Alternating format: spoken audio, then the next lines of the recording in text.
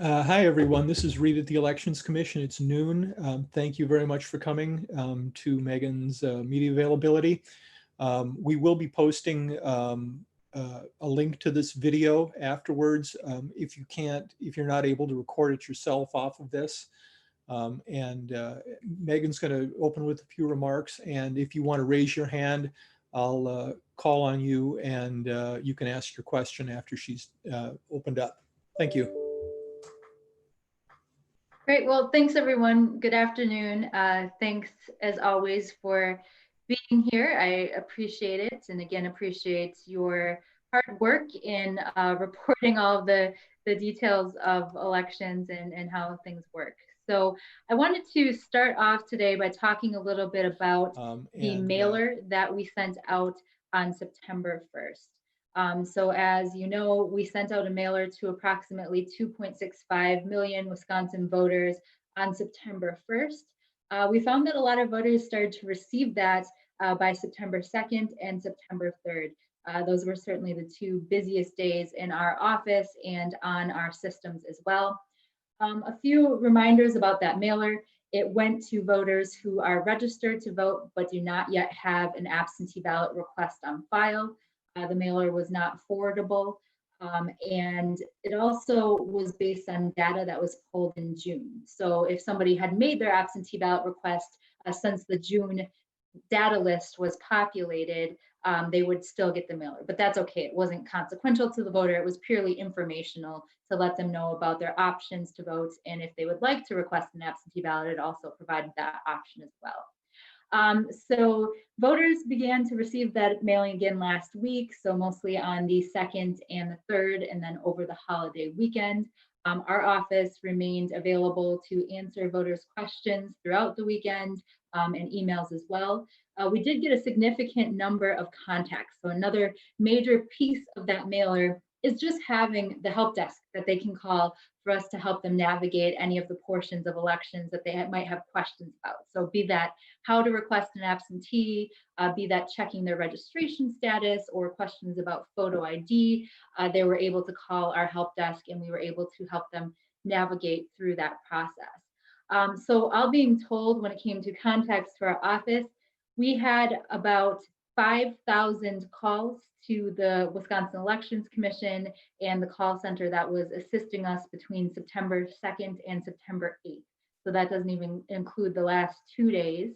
And then in terms of emails, there were more than 3,500 emails that were received and responded to by the WEC staff between September 2nd and September 8th. And so it's been a very busy time, but we also think that we've been able to assist a lot of people with their questions and make sure that they have the information they need, or even in many cases, just an opportunity to register their opinion about the process. We also did have a significant increase in traffic to all of our voter-facing technologies, so mainly the MyVote Wisconsin website. So far from the mailer, we have received approximately 450 paper absentee ballot requests by mail from voters back to our office. We're now working on the scanning and data entry into the statewide voter registration system.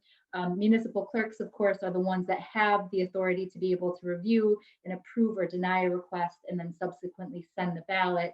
But we are doing the data entry, so those paper forms are coming to our office. The other thing that we know is there are about 21,423 mail pieces that have been charged to our business reply account. And what that means is that that number of return envelopes are on their way back to us. So either they're absentee ballot request forms that people have filled out and are sending back to us, or they could even be things like empty envelopes. We've seen a couple of those come through as well. But we think that the majority of them are people that are returning their absentee ballot request form for us to then again data enter for those clerks to approve and then ultimately issue those absentee ballots. In addition to the paper-based applications, many voters have also made their absentee ballot request through the MyVote Wisconsin website. So approximately, and again, these are numbers that are as of yesterday morning, or I'm sorry, the morning of September 8th. so they don't include the last 2 days.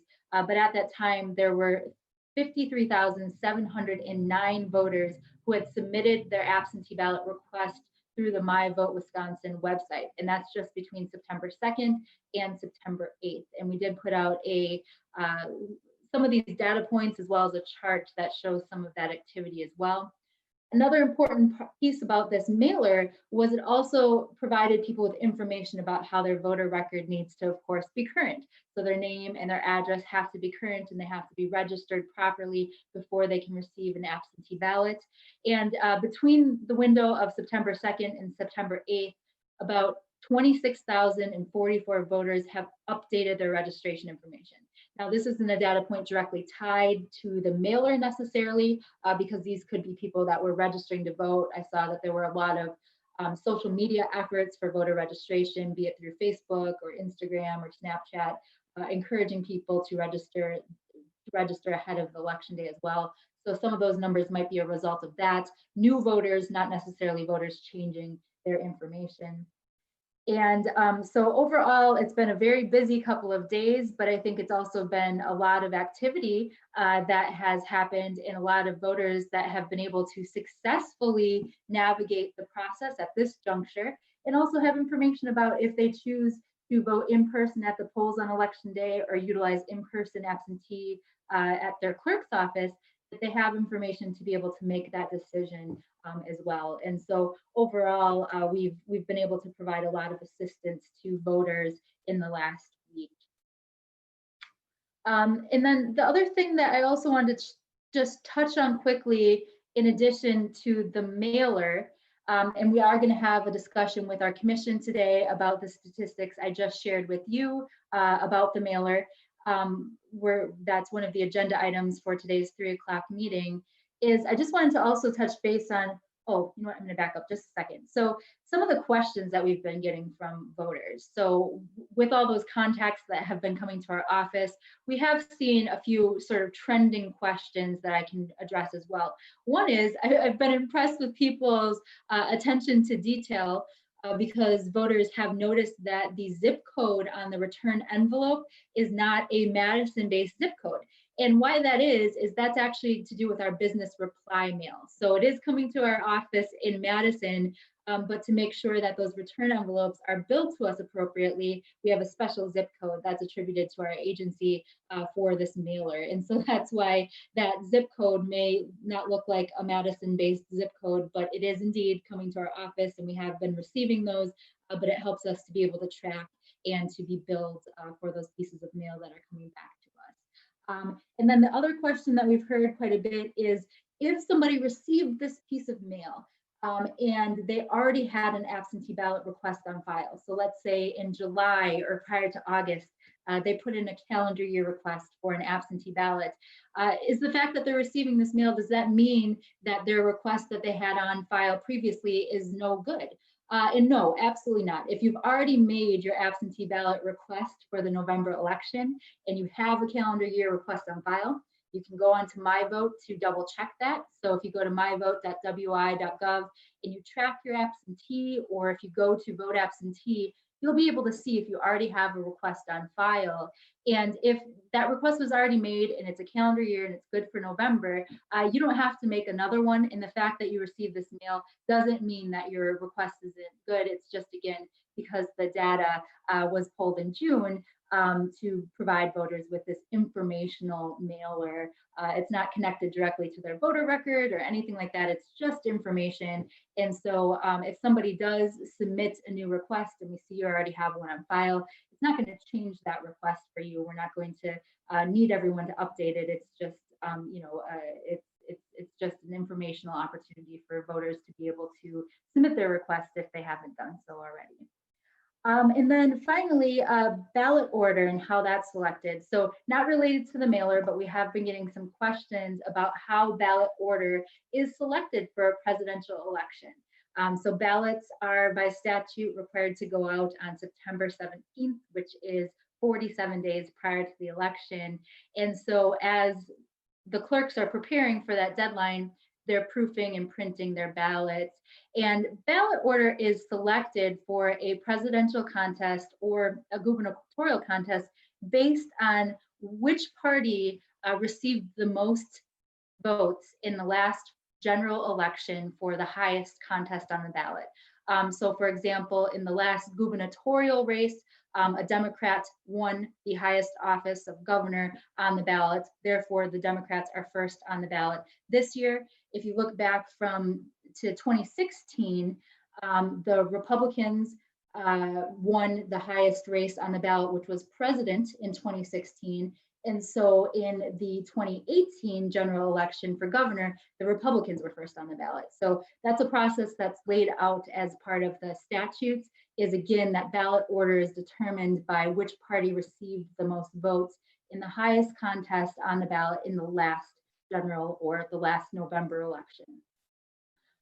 So with that, I think that covers some of the main talking points I wanted to just get through here quickly, and then I'd be glad to take any questions that you might have about these points or about anything. Sure. Patrick Marley has a question. Hi, can you hear me okay? I can. Okay, great. First of all, thanks for doing these. It's very helpful to us to be able to ask questions and hear from you.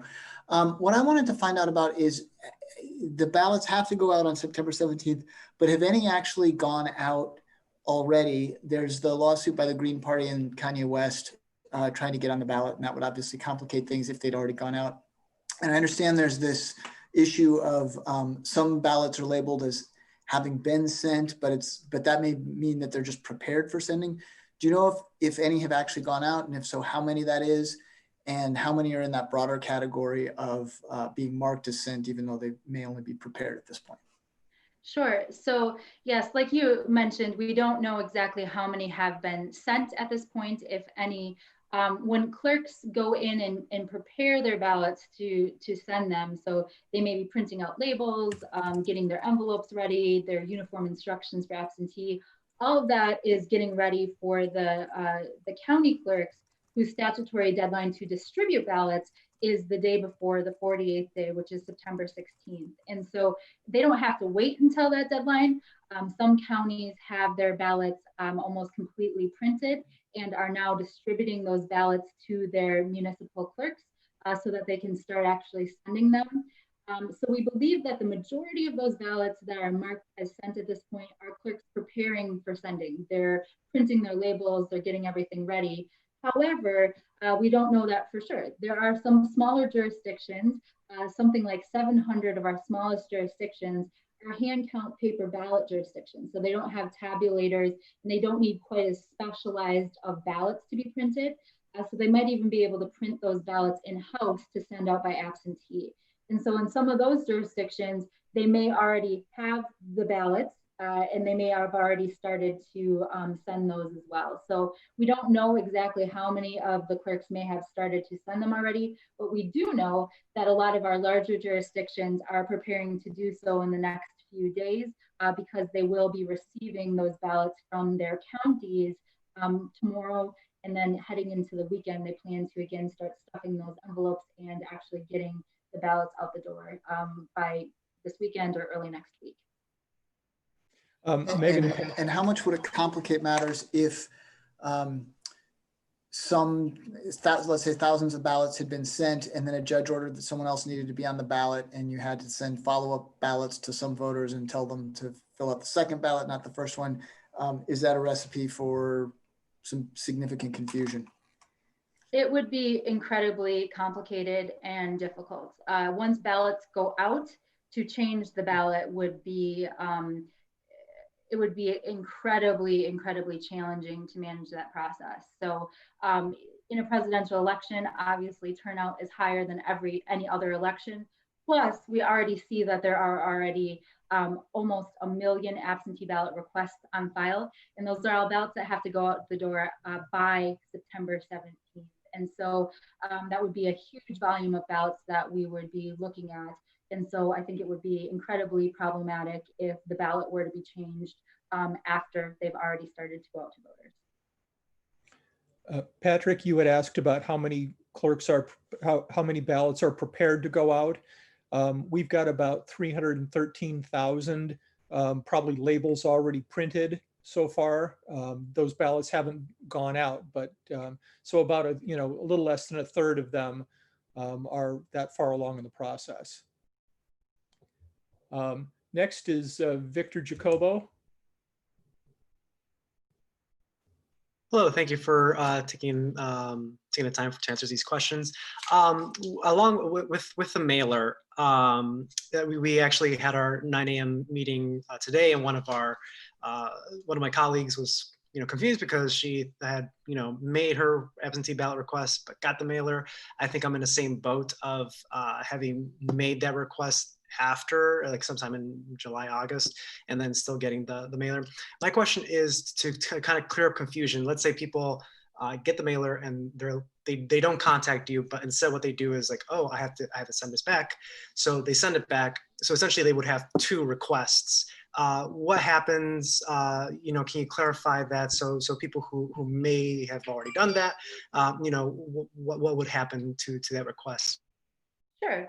So if somebody did submit another form, let's say with requesting an absentee ballot, what happens is we've got a statewide voter registration database, and by law, clerks have to track every single voter registration, every single absentee ballot request, and every single ballot that's sent. And so those forms are coming back to our office to data enter and then to send to the clerks.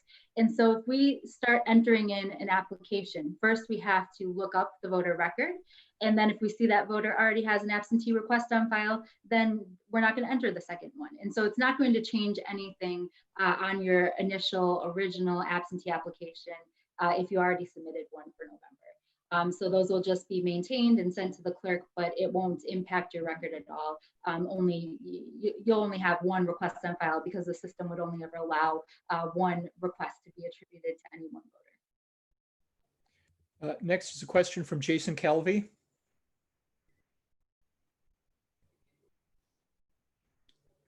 Oh, sorry, Jason, can you hear me? Yeah, can you hear me now? Yes. The refrain of the Zoom calls. Can you hear me now? I wanted to ask about when we should expect the election results for this fall's election. And Michigan's Secretary of State suggested it could take a week to get results in that battleground state. So wondering when we expect those results here, and also if you can base that on also what you saw in April for all the counting of the absentee ballots then, and any indication of how long it's going to take this fall.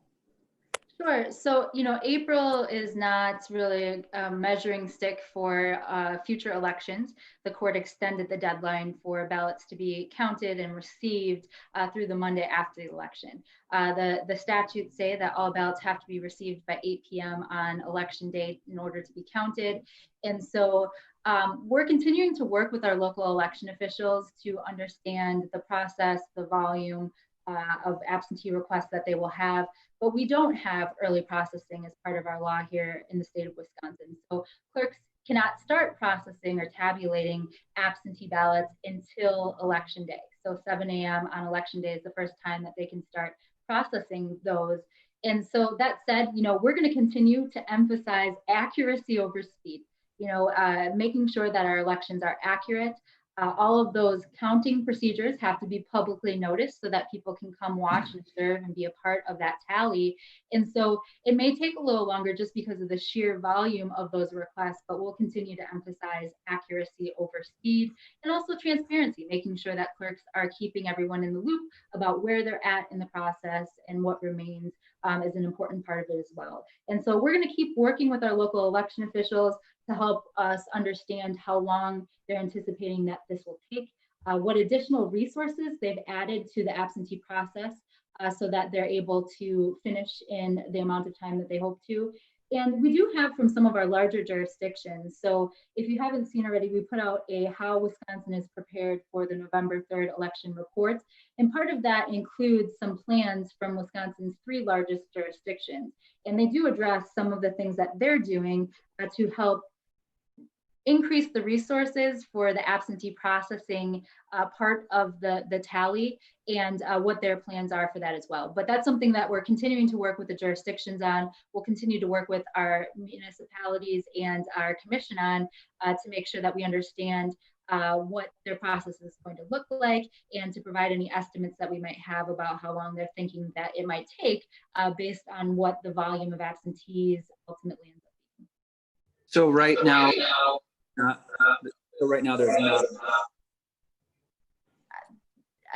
We don't, we need more information to have any sort of an estimate on time. So we're going to continue to work with jurisdictions, and they're continuing to build out their process for processing absentees.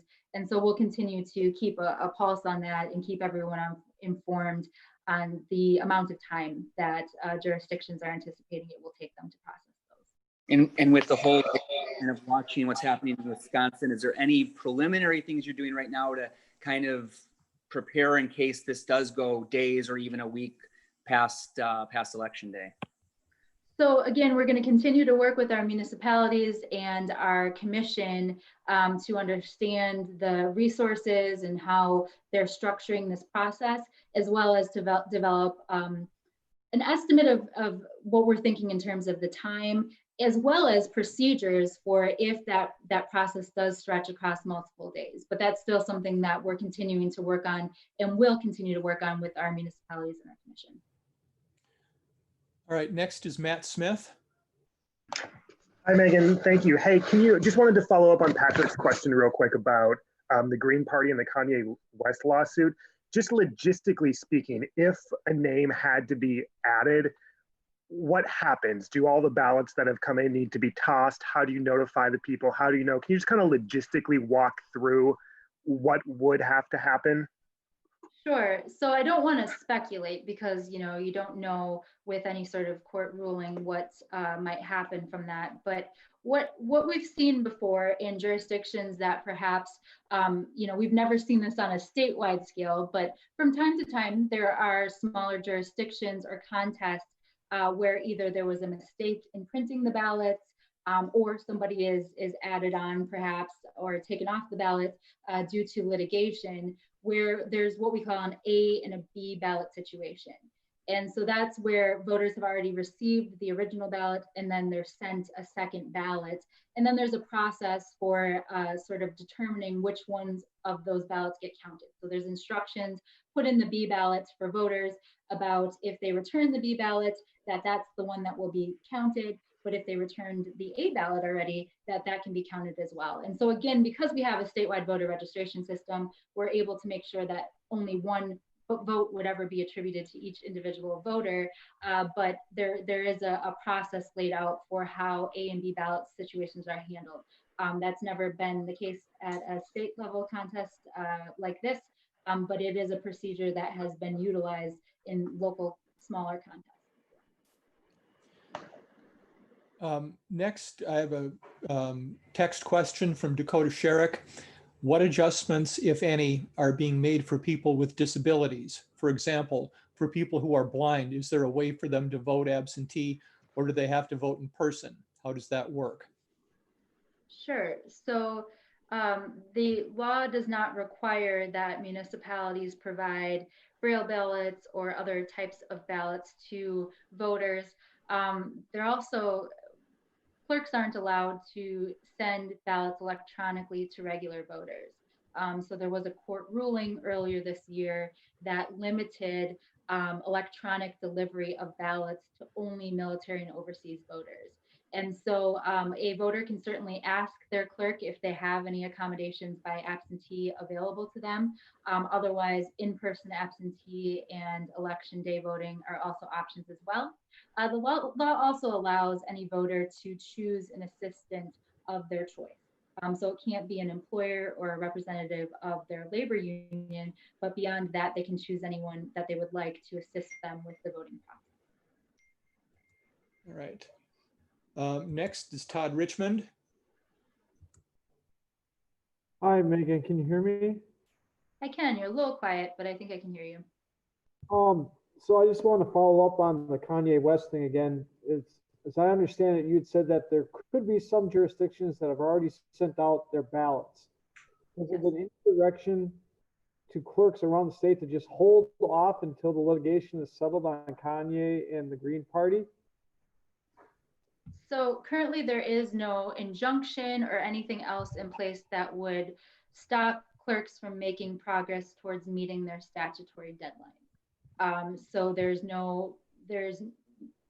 nothing that would be able, we would be able to tell them to not continue to make that progress. A lot of our jurisdictions, not to get too into the weeds, but when you have a large volume of absentee ballots, they have to break those up into batches. So they distribute different types of batches of ballots leading up to the 47-day deadline. So it takes multiple days to get all those batches packaged and then into the mail throughout the days or maybe even the week before the election. And so now that we're seeing a larger volume, that process of starting to get those ready before election day is even more important. And so a lot of our clerks have indicated that they're going to need to keep making progress on that and sending out those batches leading up to the statutory deadline so that they're able to actually meet their deadline. So at this point, there's nothing that is in place that would stop clerks from continuing to make progress towards meeting that statutory deadline. Next is Meagan Silver. Hi, good afternoon.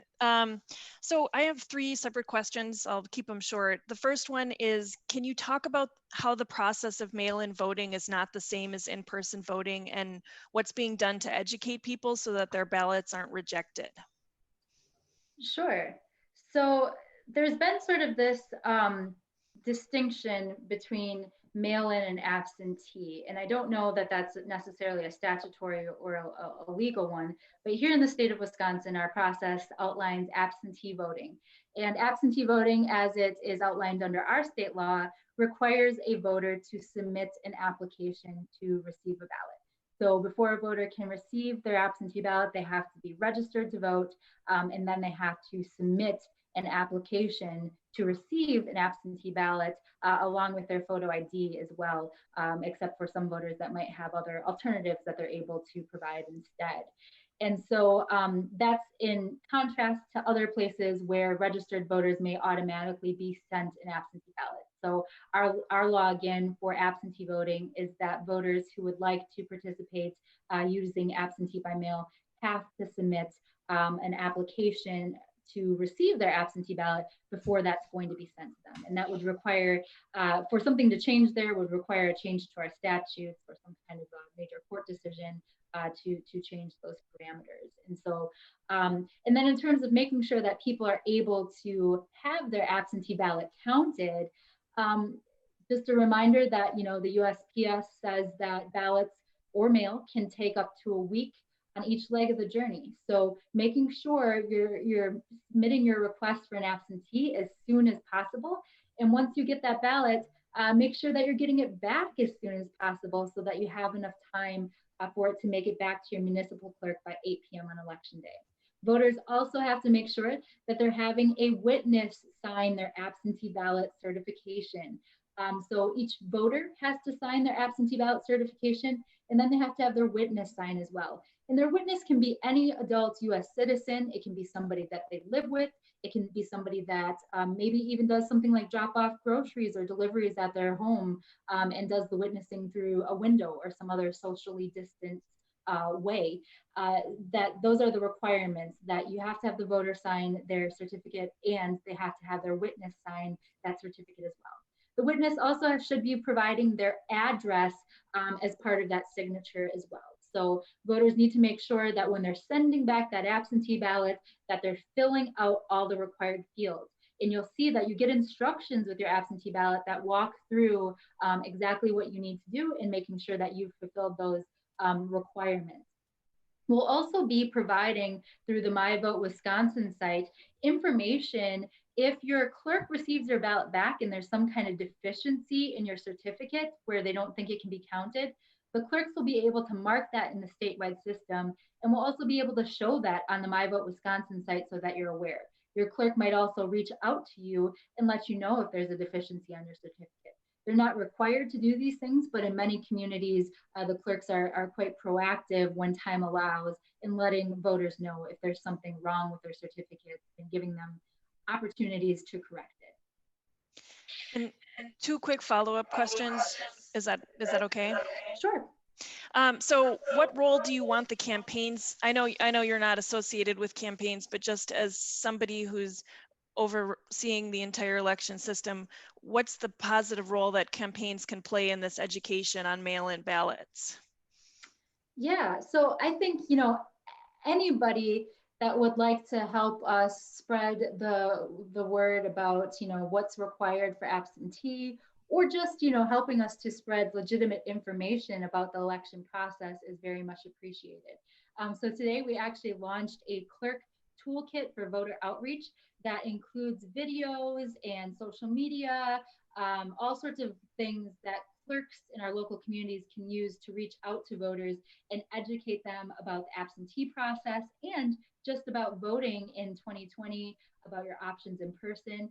And all those tools are also going to be made available to voter outreach groups, to campaigns, to utilize as well. And so I think we're always glad to have anybody utilize the information that we have to help us spread that message and to make sure we're getting correct information out there. There's oftentimes a lot of well-meaning groups that are trying to provide information to voters, but they don't have the option to live and breathe election law like we do every day.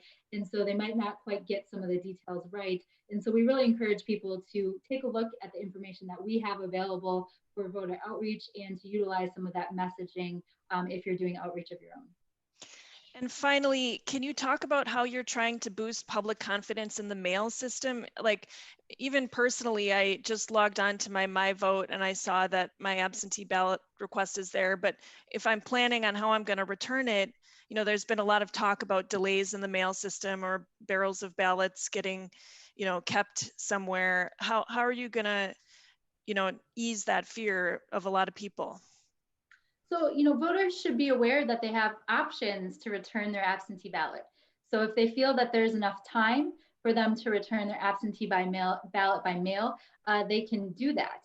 They can also track it on the MyVote Wisconsin site. And if they're not seeing their ballot being returned in time, they're able to reach out to their clerk. And if there's enough time, they could even be reissued a ballot. So I think, again, it's so incredibly important that people, if they choose to vote by absentee, if they think that that's the right option for them, that they do it as soon as possible and they get those ballots back as soon as possible. Because if something does go wrong, then there's still time to help that voter to be able to make sure that they get a ballot that can be counted. Another option is for voters to return their ballots in person or to a drop box.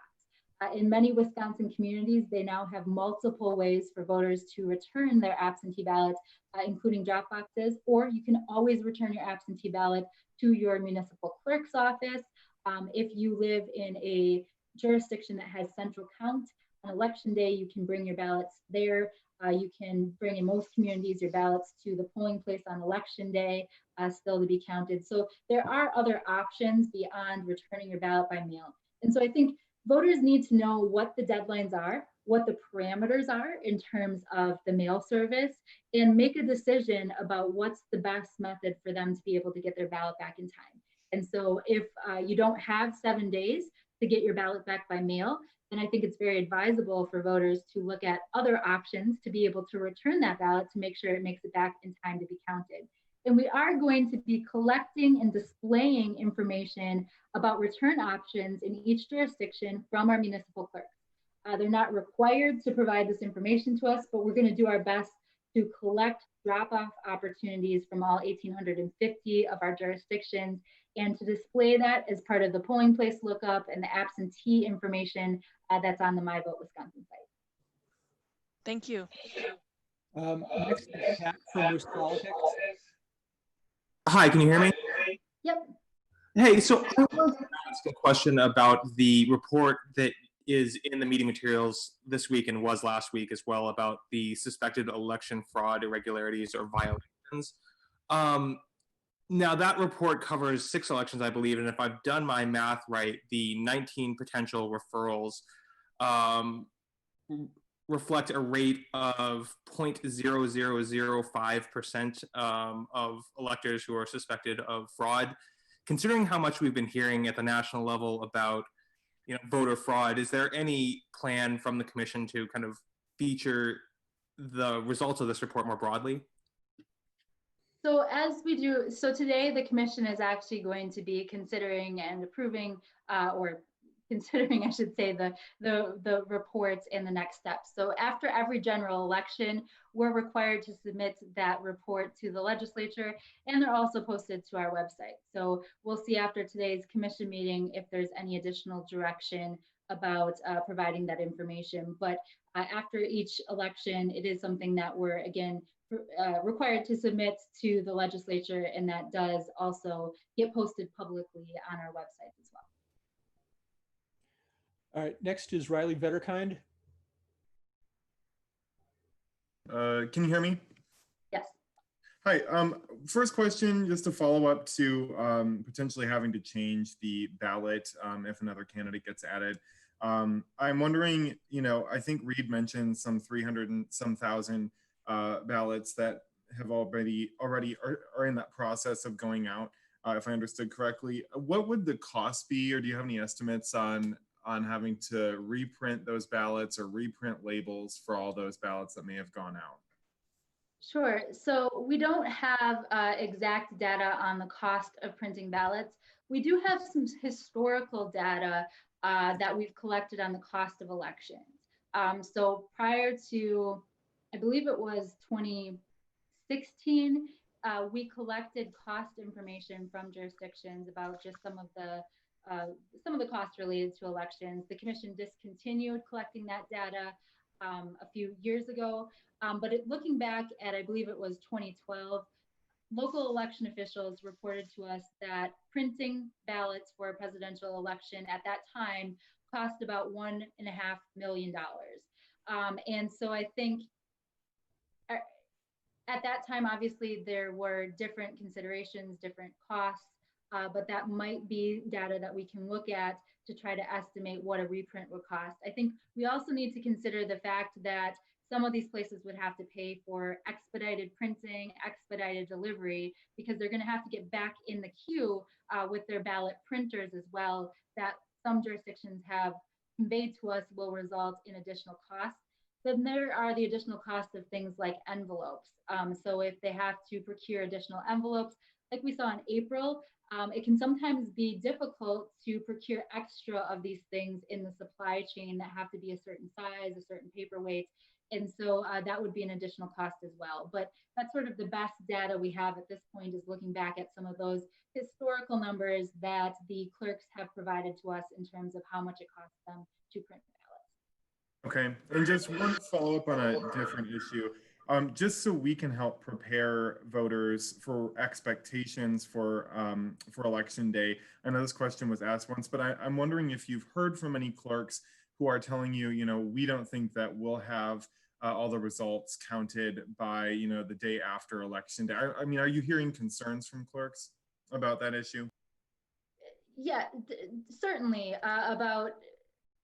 They're expressing to us that there are concerns over how long absentee ballots will take to count, because the volume is much greater than it has been in the past. So we will continue to work with them to, again, understand some of the challenges that they're facing. Once we have a better understanding of exactly what the volume of absentees are, many of them have made adjustments to their processes. And so that's data that we're going to continue to collect from the jurisdictions.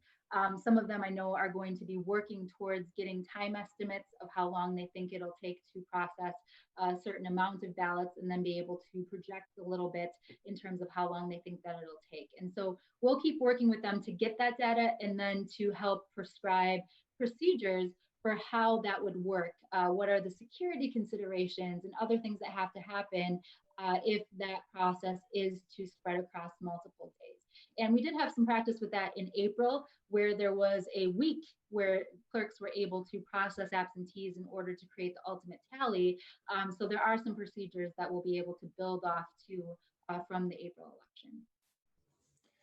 election. And just so everybody knows, I'm still working through the people who haven't who haven't had a chance to ask a question yet. And I'm going to get to everybody, so hang on. Next is Mark. Mark Stevens. Hi, Megan. I've got two questions. I'll keep them really brief. The first one, the USPS audit related to the Milwaukee processing mentioned label issues in Fox Point. Did WEC redesign the labels, or can you explain what changes, if any, were made? Sure. So it's my understanding that that particular issue was isolated to Fox Point. So we have labels available in the statewide voter registration database, but clerks aren't required to use our labels. And we tell them, of course, to tread carefully. If they choose to customize or do anything different with that label, they should be working with their design piece analyst at the USPS to approve any designs. But we do get our envelopes, our labels, our whole thing approved prior to each election to make sure that it can navigate the postal system correctly. But if there are any changes or customization made to that, to what we have in our system, then the clerks need to work with their local postal branches to make sure that they still meet the postal requirements if they've made any adjustments. And so we have continued to have weekly phone calls with the USPS. We continue to have all of our state level documents, envelopes, labels approved by their analyst and adjusted if an adjustment is needed. And we also continue to coordinate relationships between local postal branches and local clerks. We encourage each of the local election officials to talk with their local postal masters and understand exactly how the mailing process works at that local level, and to make sure that any designs or customizations that they've made also are able to navigate the postal process successfully. Great. And as far as communication, ProPublica reported this week that Facebook is going to put a ban on political ads 1 week prior to the election, and that includes ads from election authorities. If there's some kind of urgent message that close to the election, how would WEC communicate that to not only the clerks, but, well, really to the public? Sure. So we right now don't have ads on Facebook as it is, but we would continue to utilize a lot of our communication channels that we do now, which is we know that voters have a lot of trust in their local election officials.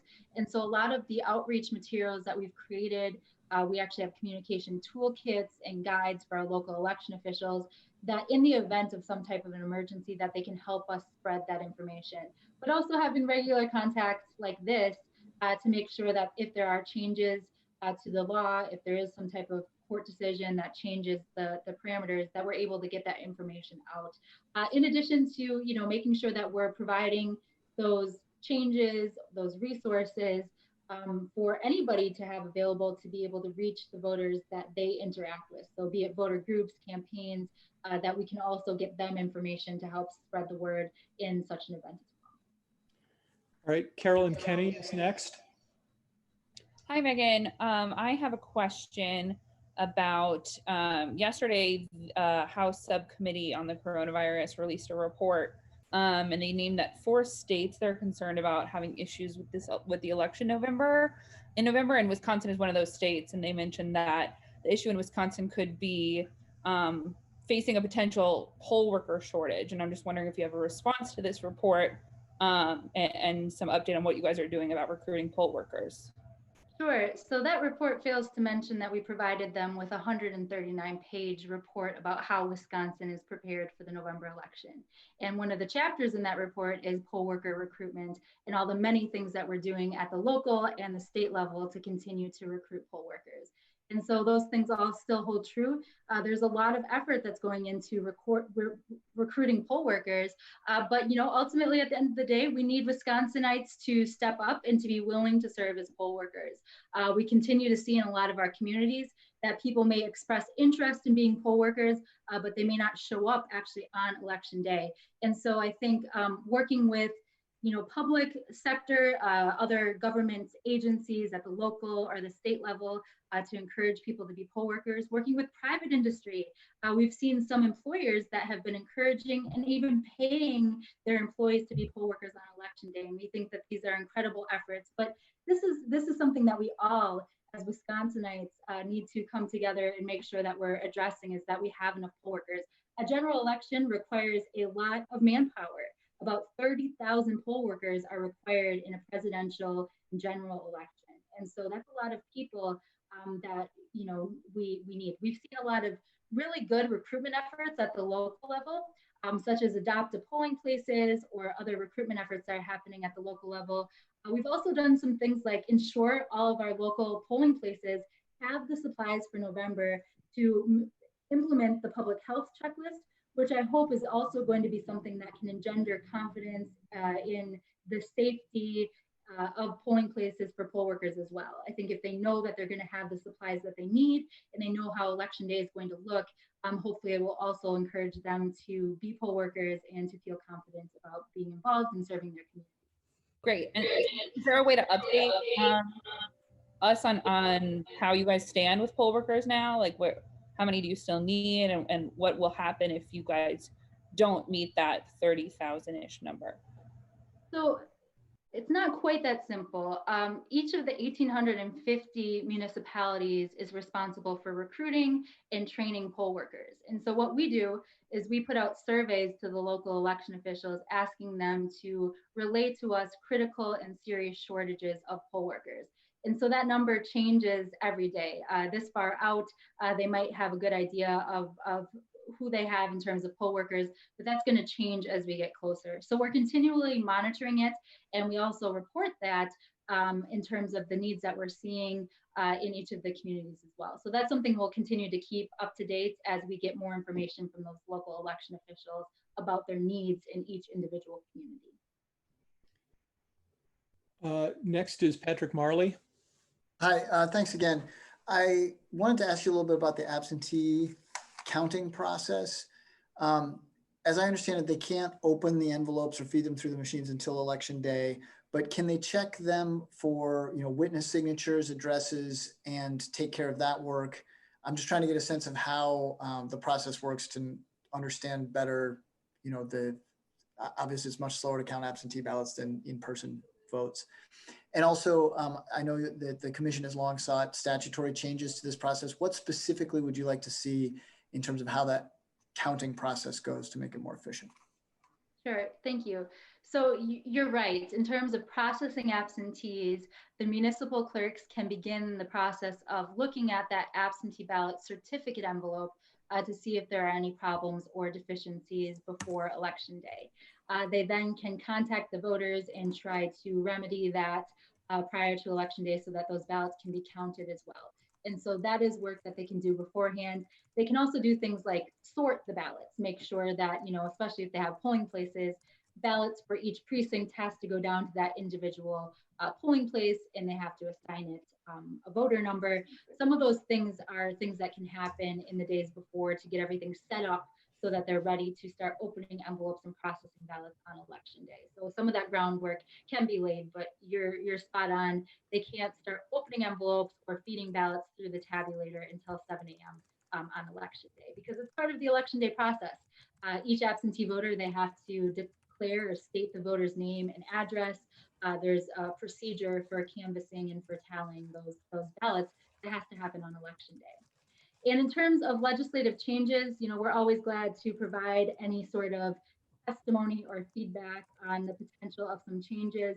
The commission, has historically submitted a legislative agenda of changes, but we also have heard from a lot of clerks that they are looking for opportunities to be able to start that tallying of their absentee ballots prior to election day so that they have more time to be able to start that publicly available process. So, as always is our role, and the commission hasn't considered or doesn't have an official stance on any legislation that may be pending out there right now, but we're always glad to provide that sort of feedback on how that would impact the process or what we're hearing from our local election official partners.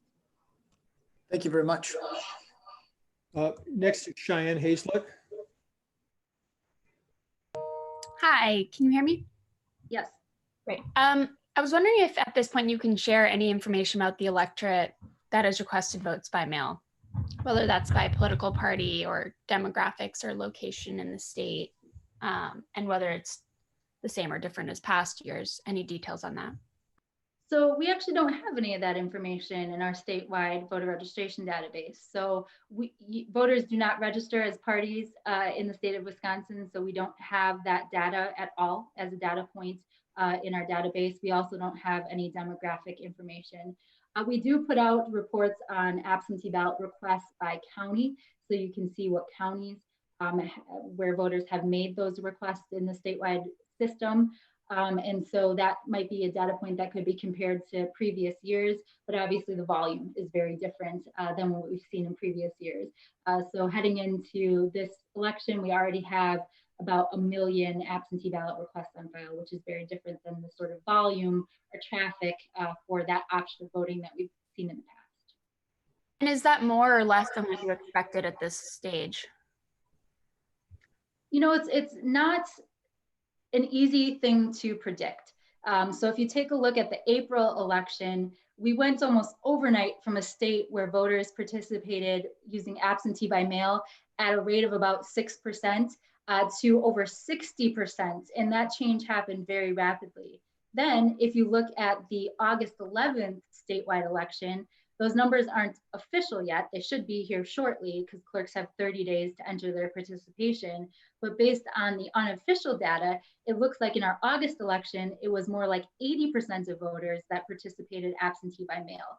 And so what we've been saying is we have to prepare all of our options for voters to utilize them at a volume that's greater than they have in the past. And so that includes absentees. So I don't know that we have a prediction of exactly how many or what percentage of voters will utilize absentee by mail for the November election. But we do know at this point, certainly that number is higher than what we've seen in previous presidential elections, where the voter participation by mail was closer to that 6% mark throughout the election cycle. Todd Richmond again. Hi again. Just wanted to confirm because I didn't quite hear what Reed had said, but 300,000 ballots are in the process of going out right now. What does that mean in the process of going out? That they're in the mail, about to be dropped in the mail? Todd, I think what I meant was that the clerks have been printing address labels for those. We don't know yet whether or not ballots have been stuffed in the envelopes, whether those address labels are on envelopes yet, but that's sort of where we are in that process. Does that make sense, Megan? Yeah, I think so. Again, it's each of the 1,850 jurisdictions are preparing to get their ballots to start sending them. Some may have started sending their ballots already. We don't necessarily know that. The 300,000 number is a combination of clerks that are preparing and printing those labels and clerks that may have actually already sent their ballots. So these are clerks that have marked their ballots as sent in the statewide voter registration database, is what we know about those at this point. All right, Matt Smith. There we go. Hey, Megan, I don't know if you've seen this, but it looks like the Supreme Court has put out an order as we've been sitting here. I don't know if you've seen it pop up on your phone, but it looks like it's asking the commission to provide the court with information in terms of how many ballots have gone out, who's requested them, where they've come from by 5 o'clock today, and also is going to advise the commission to not mail out any absentee ballots until an order has been ruled. I know it's just out, but I don't know logistically what this means, or if you want to comment on this as we sit here. I appreciate you letting me know. My phone's been buzzing like crazy in the last half hour, so I assume that's probably what that's about. So I really can't comment. I'm sure you'll see plenty of activity from us. We have a 3 o'clock commission meeting, so sounds like things will probably have to come together fairly quickly today. But unfortunately, you know more than I do at this moment. All right, sorry, Cheyenne, did you have a follow-up? No, sorry, I'll lower my hand. Okay. All right. We had a couple of text questions here. Let's see. Where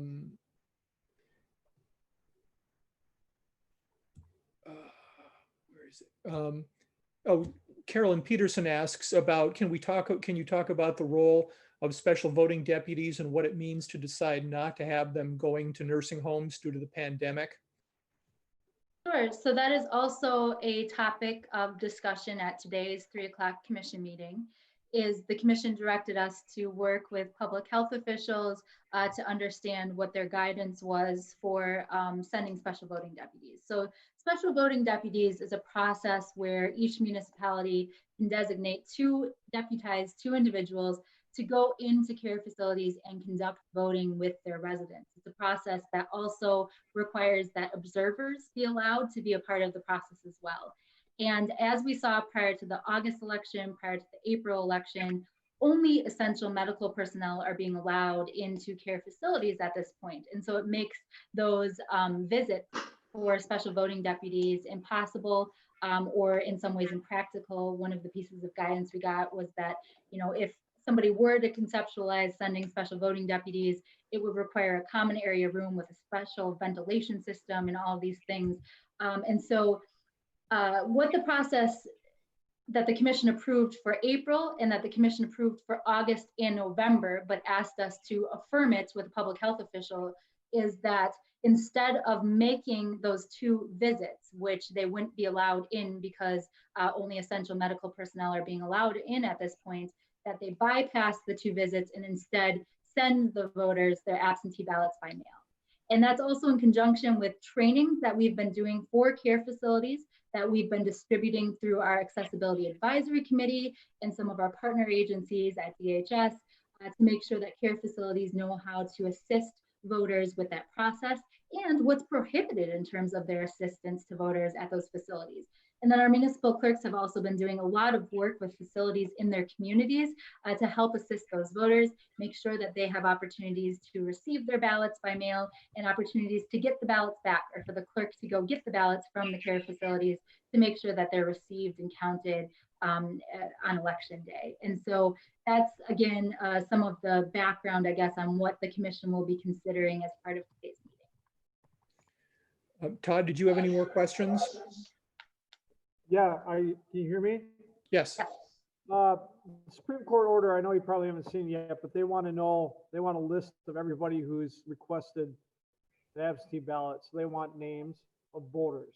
Isn't that private information? Is there state law that protects a voter's identity, or is there no longer a secret ballot in the state? So a request has nothing to do with how a voter actually votes. So you're right, we never know how a voter votes. So we don't have a record of how the voter vote, what way they cast their ballot. But who requests an absentee ballot, that's public information. So it's always been public information, and it's available for people to purchase. And there's actually a law that requires us to maintain a subscription service for people that have requested an absentee ballot. So that's already part of the public record. Thanks. All right, anything else? Todd, do you have any more questions? Nope, thanks. Okay, I think that's about it. If you, Megan mentioned the commission meeting. If you go to our website and look on the left-hand column, there's an upcoming events section, and there's a link to today's meeting. It's at 3 o'clock. You can see it on Zoom. You can see it on WisconsinEye. I have a feeling that some of these things will be discussed at the meeting as well.